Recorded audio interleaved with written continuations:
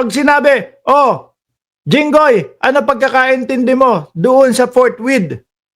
Dali-dali, agad-agad. O, yari na, bakit hindi nyo ginawa yon? Yun agad ang ibabalik sa kanila. Kaya nga po, nung nanggagalaiti po si Senator Lacson, no? Hinamon niya lahat. Hinamon niya ho lahat, mga kababayan, yung lahat ng senador na nandoon. Magdebate tayo patungkol dito.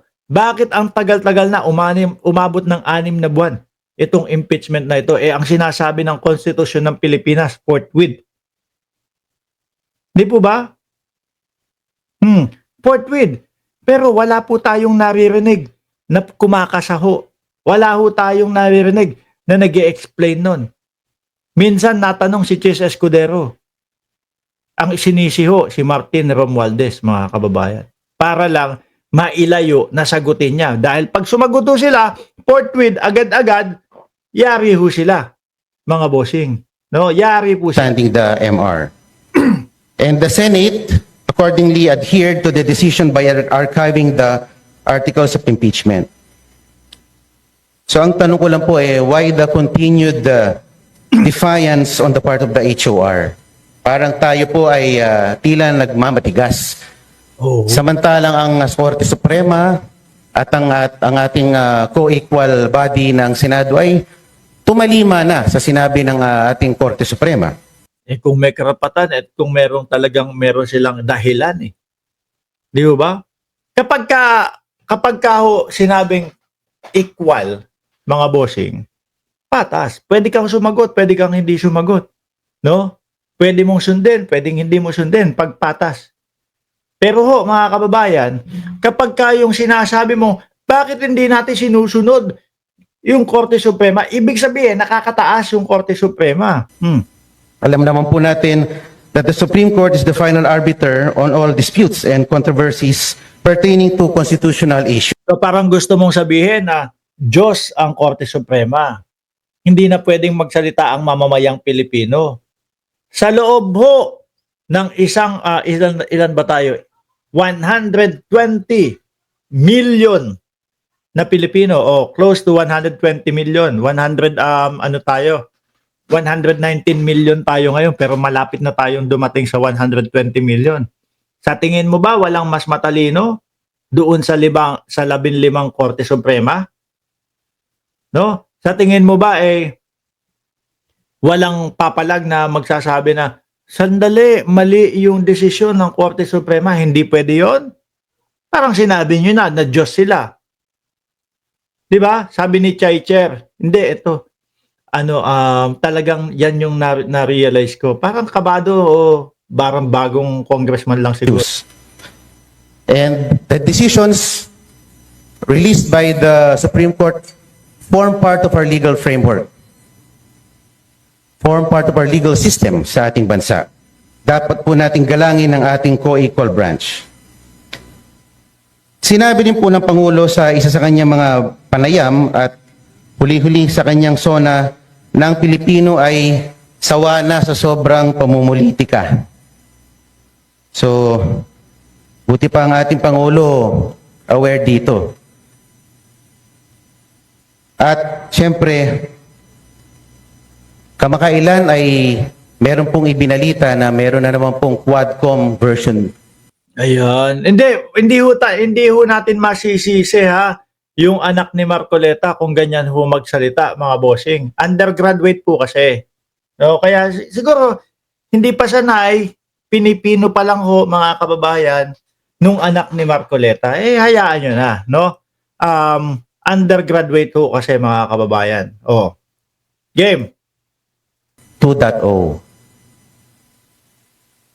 Alam naman po natin ang Quadcom ay nagagamit. Ayan, sinasabi sa inyo, kapag kaya nandyan, present ho si Jordan G, tsaka si Boy Tinapay, mga kababayan, bina-background check nila lahat dyan. No, inaalam nila yan. Sige, push ko na nga ito. Ipakita ko na sa inyo yung background ng anak ni Marcoleta ho, mga bossing. Robin Padilla. Mala Robin Padilla din pala itong si bossing natin, yung anak ni Marcoleta. Pagka ho nandyan, present ho lagi, yung dalawa na yan, si Boy Tinapay at si Jordan G, naku po, bina-background check po nila yung mga dinidiscuss ho natin dito at yung mga bagong mga nagsasalita ho dito. Oh, putulin ko muna ha. Oh, putulin ko muna. Alin dito? Oh, sabi dito, Paulo Henry Marcoleta, no? Oh, ayan, binackground check nyo talaga ah. July 10, 2025. Biography, Henry, Filipino politician. He is currently serving as Congress who won a nominee of Social Amelioration and Genuine Intervention Poverty ng Sagip Party List. Okay? Personal info. O yan, okay? Wife, father, Senator Rodante. Education, not applicable. Wala. Political career. First timer. No? Unang sabak ko sa Kongreso, mga kababayan, okay. Acting, mala Robin Padilla, entablado nga lang ho ang galawan dati, mga kababayan. Paulo Marcoleta appeared on EBC film Guerrero 2, tuloy ang laban. Bakit gano'n? Saglit lang, balikan ko lang yung educational attainment. Bakit NA? Ano ibig sabihin ho niyan, mga boss? Pag ganyan ho ba undergraduate, tama ba ako?